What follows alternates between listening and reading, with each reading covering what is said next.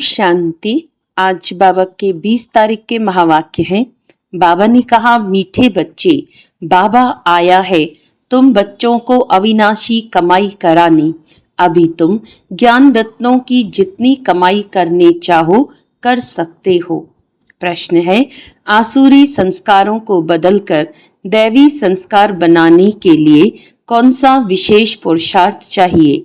उत्तर है, संस्कारों को बदलने के लिए जितना हो सके देही अभिमानी रहने का अभ्यास करो। देह अभिमान में आने से ही आसुरी संस्कार बनते हैं। बाप आसुरी संस्कारों को दैवी संस्कार बनाने के लिए आए हैं। पुरुषार्थ करो, पहले मैं देही आत्मा हूँ, पीछे ये शरीर है। गीत है, तूने रात गंवाई सो के। ओम शांति।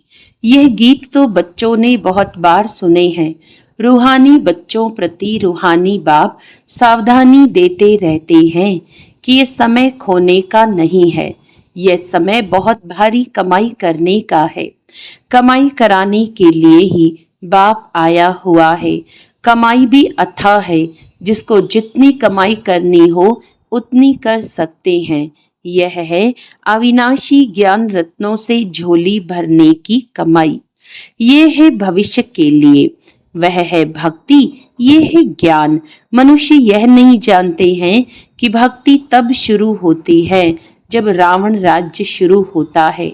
फिर ज्ञान तब शुरू होता है जब बाप आकर राम राज्य स्थापन करते हैं।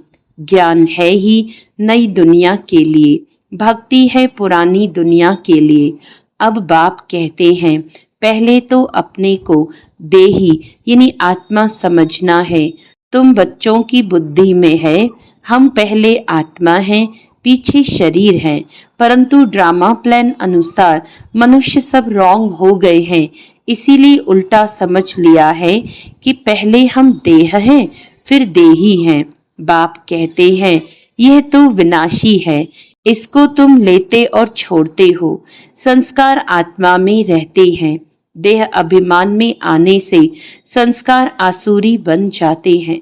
फिर आसुरी संस्कारों को दैवी बनाने के लिए बाप को आना पड़ता है। ये सारी रचना उस एक रचता बाप की है। उनको सब फादर कहते हैं। जैसे लौकिक बाप को भी फादर ही कहा जाता है। बाबा और मम्मा ये दोनों अक्षर बहुत मीठे हैं। रचता तो बाप को ही कहेंगे। वह पहले माँ को एडॉप्ट करते हैं, फिर रचना रचते हैं। बेहद का बाप भी कहते हैं कि मैं आकर इनमें प्रवेश करता हूँ। इनका नाम बाला है, कहते भी हैं भागीरथ। मनुष्य का ही चित्र दिखाते हैं, कोई बैल आदि नहीं है। भागीरथ मनुष्य का तन है। बाप ही आकर बच्चों को अपना परिचय देते हैं। तुम हमेशा कहो हम बाप दादा के पास जाते हैं। सिर्फ बाप कहेंगे तो वे निराकार हो जाता। निराकार बाप के पास तो तब जा सकते जब शरीर छोड़े, ऐसे तो कोई भी जा नहीं सकते। यह नॉलेज बाप ही देते हैं। यह नॉलेज है भी बाप के पास। अविनाशी ज्ञान रत्नों का खजाना है। बाप है ज्ञान रत्नों का सागर, पानी की बात नहीं, ज्ञान रत्नों का भंडारा है। उनमें नॉलेज है। नॉलेज पानी को नहीं कहा जाता। जैसे मनुष्य को बैरिस्ट्री, डॉक्टरी आदि की नॉलेज होती है, यह भी नॉलेज है। इस नॉलेज के लिए ही ऋषि मुनि आदि सब कहते थे कि रचता और रचना के आदि मध्य अंत की नॉलेज हम नहीं जानते। वह तो एक रचता ही जाने। झाड़ का बीज रूप भी वही है। सृष्टि के आदि मध्य अंत का नॉलेज उसमें है। वह जब आए तब सुनाए। अभी तुमको नॉलेज मिली है तो तुम इस नॉलेज से देवता बनते हो। नॉलेज पाकर फिर प्रारब्ध पाते हो, वहां फिर इस नॉलेज की दरकार नहीं रहेगी। ऐसे नहीं कि देवताओं में ये ज्ञान नहीं है तो अज्ञानी है, नहीं, वह तो इस नॉलेज से पद प्राप्त कर लेते हैं। बाप को पुकारते ही हैं कि बाबा आओ, हम पतित से पावन कैसे बने, उसके लिए रास्ता अथवा नॉलेज बताओ, क्योंकि जानते नहीं। अभी तुम जानते हो, हम आत्माएं शांति धाम से आई हैं, वहां आत्माएं शांत में रहती हैं, यहाँ आए हैं पाठ बजाने। ये पुरानी दुनिया है, तो जरूर नई दुनिया थी। वह कब थी, कौन राज्य करते थे, ये कोई नहीं जानते। तुमने अभी बाप द्वारा जाना है। बाप है ही ज्ञान का सागर, सदगति दाता। उनको ही पुकारते हैं कि बाबा आकर हमारे दुख हरो, सुख शांति दो। आत्मा जानती है, परंतु तमो प्रधान हो गई है, इसीलिए फिर से बाप आकर परिचय दे रहे हैं। मनुष्य न आत्मा को न परमात्मा को जानते हैं। आत्मा को ज्ञान ही नहीं जो परमात्म अभिमानी बने। आगे तुम भी नहीं जानते थे, अभी ज्ञान मिला है तो समझते हैं। बरोबर सूरत मनुष्य की थी और सीरत बंदर की थी। अभी बाप ने नॉलेज दी है तो हम भी नॉलेजफुल बन गए हैं। रचता और रचना का ज्ञान मिला है। तुम जानते हो, हमको भगवान पढ़ाते हैं, तो कितना नशा रहना चाहिए। बाबा ही ज्ञान का सागर, उनमें बेहद का ज्ञान है। तुम किसके पास भी जाओ, सृष्टि के आदि मध्य अंत का ज्ञान तो क्या, परंतु हम आत्मा क्या चीज हैं वह भी नहीं जानते। बाप को याद भी नहीं करते हैं। दुख हरता सुख करता, फिर भी ईश्वर सर्वव्यापी कह देते हैं। बाप कहते हैं ड्रामा अनुसार उन्हों का भी कोई दोष नहीं। माया बिल्कुल ही तुच्छ बुद्धि बना देती है। कीड़ों को फिर गंध में ही सुख भासता है। बाप आते हैं गंध से निकालने। मनुष्य दलदल में फंसे हुए हैं, ज्ञान का पता ही नहीं है, तो क्या करें। दुबन में फंस पड़े हैं, फिर उनको निकालना ही मुश्किल हो जाता है। निकालकर आधा पौना तक ले जाओ, फिर भी हाथ छुड़ाए गिर पड़ते हैं। कई बच्चे औरों को ज्ञान देते देते स्वयं ही माया का थप्पड़ खा लेते हैं, क्योंकि बाप के डायरेक्शन के विरुद्ध कार्य कर लेते हैं। दूसरों को निकालने की कोशिश करते और खुद गिर पड़ते हैं। फिर उनको निकालने में कितनी मेहनत हो जाती है, क्योंकि माया से हार जाते हैं। उनको अपना पाप ही अंदर खाता है। माया की लड़ाई है ना। अभी तुम युद्ध के मैदान पर हो। वह है बाहुबल से लड़ने वाली हिंसक सेनाएं। तुम हो अहिंसक। तुम राज्य लेते हो अहिंसा से। हिंसा दो प्रकार की होती है ना। एक है काम कटारी चलाना और दूसरी हिंसा है किसको मारना पीटना। तुम अभी डबल अहिंसक बनते हो। यह ज्ञान बल की लड़ाई कोई नहीं जानते। अहिंसा किसको कहा जाता ये कोई नहीं जानते। भक्ति मार्ग की सामग्री कितनी भारी है, गाते भी हैं पतित पावन आओ, परंतु मैं कैसे आकर पावन बनाता हूँ ये कोई नहीं जानते।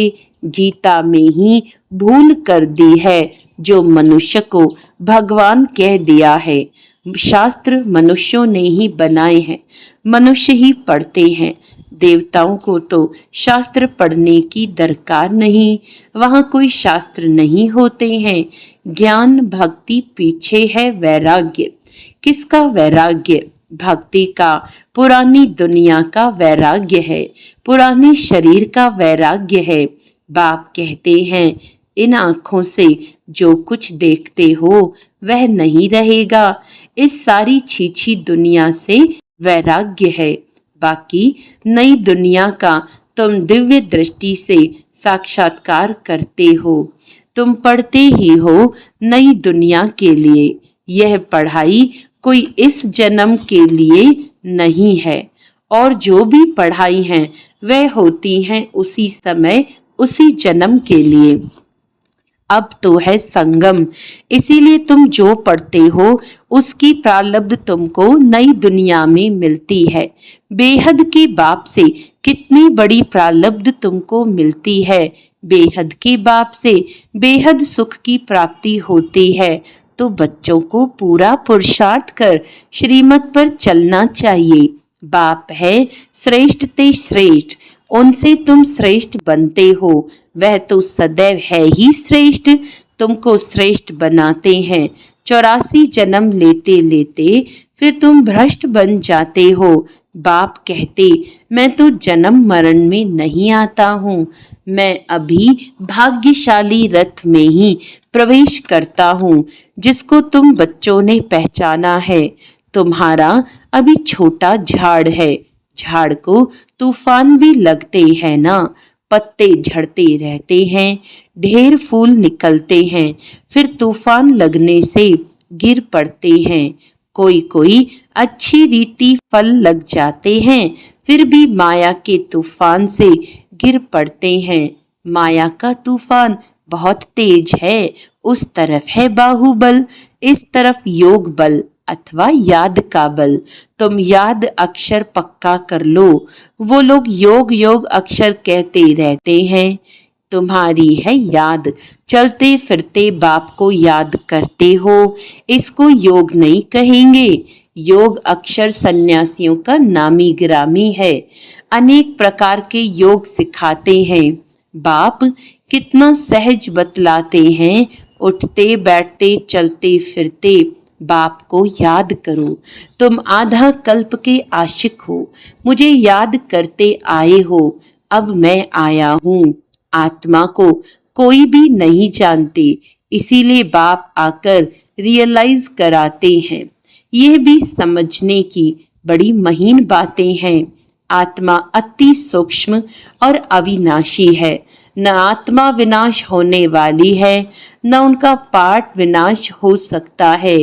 ये बातें मोटी बुद्धि वाले मुश्किल समझ सकते हैं, शास्त्रों में भी ये बातें नहीं है। तुम बच्चों को बाप को याद करने की बहुत मेहनत करनी पड़ती है। ज्ञान तो बहुत सहज है, बाकी विनाश काले प्रीत बुद्धि और विपरीत बुद्धि ये याद के लिए कहा जाता है। याद अच्छी है तो प्रीत बुद्धि कहा जाता है। प्रीत भी अव्यभिचारी चाहिए। अपने से पूछना है, हम बाबा को कितना याद करते हैं। यह भी समझते हैं, बाबा से प्रीत रखते रखते जब कर्मातीत अवस्था होगी तब ये शरीर छूटेगा और लड़ाई लगेगी। जितना बाप से प्रीत होगी तो तमो प्रधान से सतो प्रधान बन जाएंगे। इम्तिहान तो एक ही समय होगा ना, जब पूरा समय आता है, सबकी प्रीत बुद्धि हो जाती है, उस समय फिर विनाश होता है। तब तक झगड़े आदि लगते रहते हैं।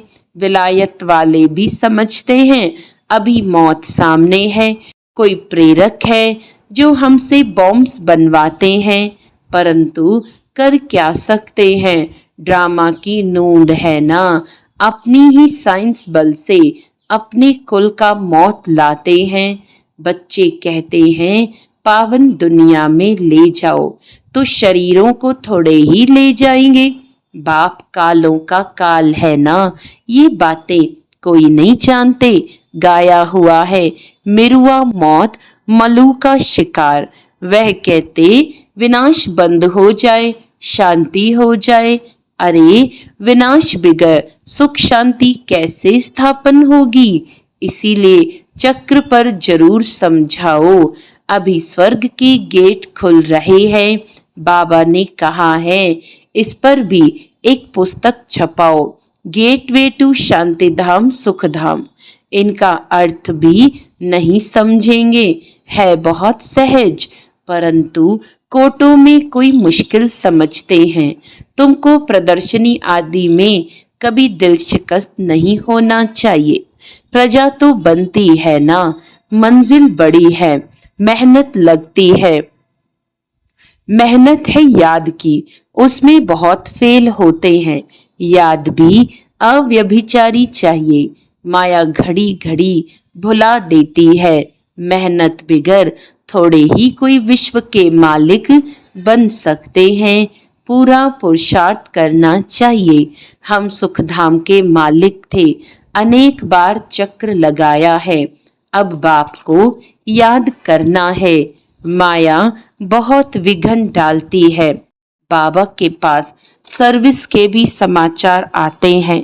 आज विद्युत मंडली को समझाया, आज यह किया। ड्रामा अनुसार माताओं का नाम बाला होना है। तुम बच्चों को ये ख्याल रखना है, माताओं को आगे करना है। ये है चैतन्य दिल वाला मंदिर। तुम चैतन्य में बन जाएंगे, फिर तुम राज्य करते रहेंगे। भक्ति मार्ग के अंदर मंदिर आदि रहेंगे नहीं। अच्छा, मीठे मीठे सिकिलदे बच्चों प्रति माता पिता बाप दादा का याद प्यार और गुड मॉर्निंग। रूहानी बाप की रूहानी बच्चों को नमस्ते। हम रूहानी बच्चों की रूहानी बाप दादा को याद प्यार गुड मॉर्निंग, नमस्ते नमस्ते नमस्ते जी। धारणा के लिए मुख्य सार है, एक बाप से अव्यभिचारी प्रीत रखते रखते कर्मातीत अवस्था को पाना है। इस पुरानी देह और पुरानी दुनिया से बेहद का वैराग्य हो। कोई भी कर्तव्य बाप के डायरेक्शन के विरुद्ध नहीं करना है। युद्ध के मैदान में कभी भी हार नहीं खानी है। डबल अहिंसक बनना है। वरदान है, शुभ भावना से सेवा करने वाले बाप समान अपकारियों पर भी उपकारी भव। जैसे बाप अपकारियों पर उपकार करते हैं, ऐसे आपके सामने कैसी भी आत्मा हो, लेकिन अपने रहम की वृत्ति से शुभ भावना से उसे परिवर्तन कर दो। यही है सच्ची सेवा। जैसे साइंस वाले रेत में भी खेती पैदा कर देते हैं, ऐसे साइलेंस की शक्ति से रहमदिल बन अपकारियों पर भी उपकार कर धरनी को परिवर्तन करो। स्व परिवर्तन से, शुभ भावना से कैसी भी आत्मा परिवर्तन हो जाएगी, क्योंकि शुभ भावना सफलता अवश्य प्राप्त कराती है। स्लोगन है, ज्ञान का सिमरन करना ही सदा हर्षित रहने का आधार है। अच्छा, आज का अव्यक्त इशारा है, आप ब्राह्मणों जैसी रूहानी पर्सनालिटी सारे कल्प में और किसी की भी नहीं है, क्योंकि आप सबकी पर्सनालिटी बनाने वाला ऊंचे ते ऊंचा स्वयं परम आत्मा है।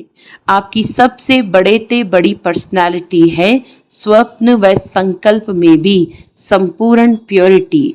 इस प्योरिटी के साथ साथ चेहरे और चलन में रूहानियत की भी पर्सनालिटी है। अपनी इस पर्सनालिटी में सदा स्थित रहो तो सेवा स्वतः होगी। अच्छा, ओम शांति।